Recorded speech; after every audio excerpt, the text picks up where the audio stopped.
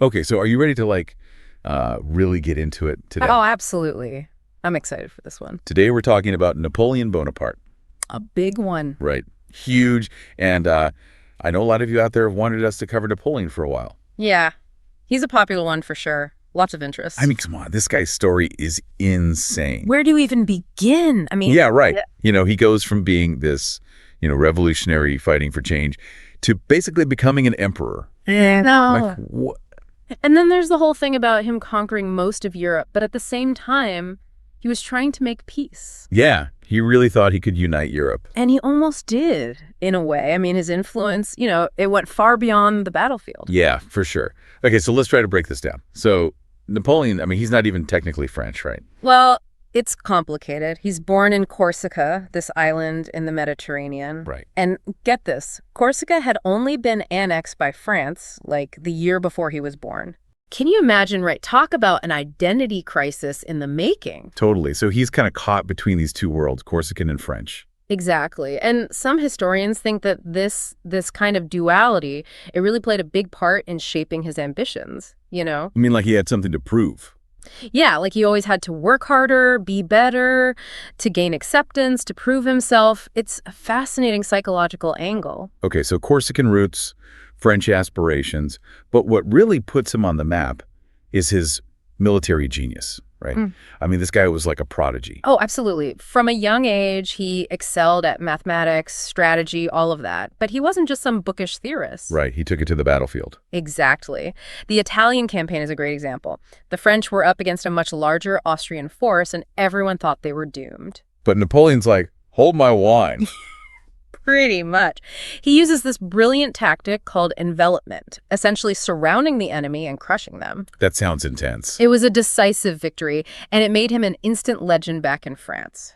So this is like late 1790s, right? Yeah. France is still reeling from the revolution, and suddenly you have this young general racking up these incredible victories. And the timing was perfect. People were looking for stability, for a strong leader, someone to restore order. And Napoleon fit the bill.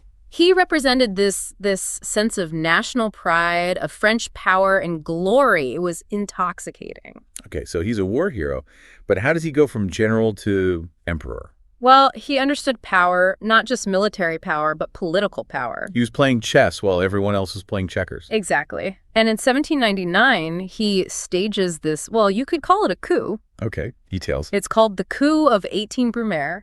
It's a date from the French Republican calendar, but basically, he seizes power and becomes first consul. First consul, that's like... Yeah, essentially the ruler of France. So the guy who was fighting for the revolution ends up becoming the most powerful man in France. It's the ultimate paradox, right? He goes from fighting against tyranny to embodying it, in a way. Yeah, and this is where things get even more interesting because he's not just interested in power for power's sake. He actually implements some pretty significant reforms. Absolutely. He was a man of action, no doubt about that. One of the biggest things he does is establish the Napoleonic Code, this whole new legal system for France. Yeah, the Napoleonic Code, it was this massive undertaking to standardize French law. And its influence went way beyond France. Oh, yeah. Oh, yeah. Like, think about this. The concept of equality before the law, that came from the Napoleonic Code. It became a model for legal systems all over the world. Wow. He also reformed education, centralized the government, really modernized a lot of aspects of French society. So in a lot of ways, he was a true reformer. He was. But it's also important to remember that his desire for order and control, sometimes, it came at a cost. What do you mean?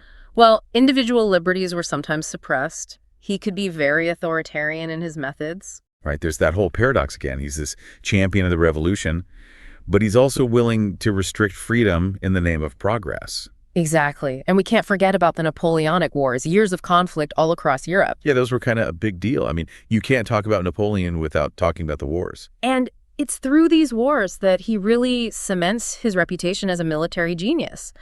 Battles like Austerlitz and Jena, these became legendary victories. What was so special about them? Well, take Austerlitz, for example.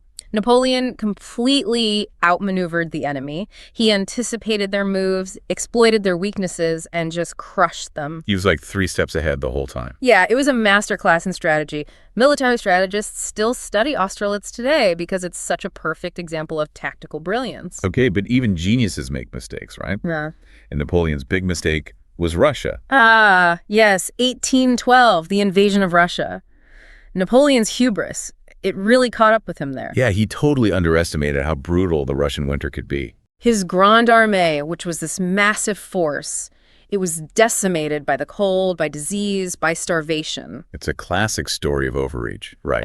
Like, no matter how powerful you are, there are limits. It's a cautionary tale that's still relevant today, even outside of military contexts. Yeah, you can get so caught up in your own ambitions that you lose sight of reality.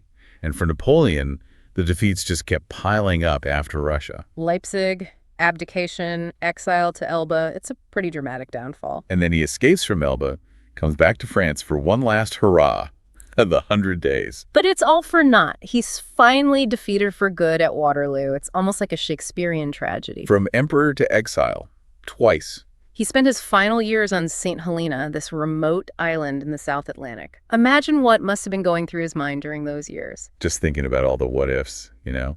So what's the takeaway here? How do we sum up this guy? I think Napoleon is a constant reminder that history is rarely black and white. He was a brilliant military mind, a ruthless dictator, a visionary reformer. He was all of these things at once. And that's what makes him so fascinating. He doesn't fit neatly into any box. Exactly. And that's why his legacy is still so debated, even centuries later. So was he a hero or a villain?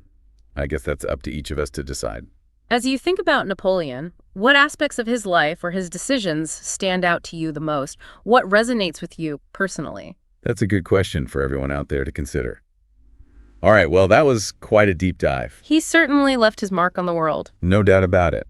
And on that note, thanks for joining us for this exploration of the life and times of Napoleon Bonaparte. Until next time, keep those history books open and those minds engaged. And keep asking questions. Always be curious. We'll see you on the next deep dive. See you then.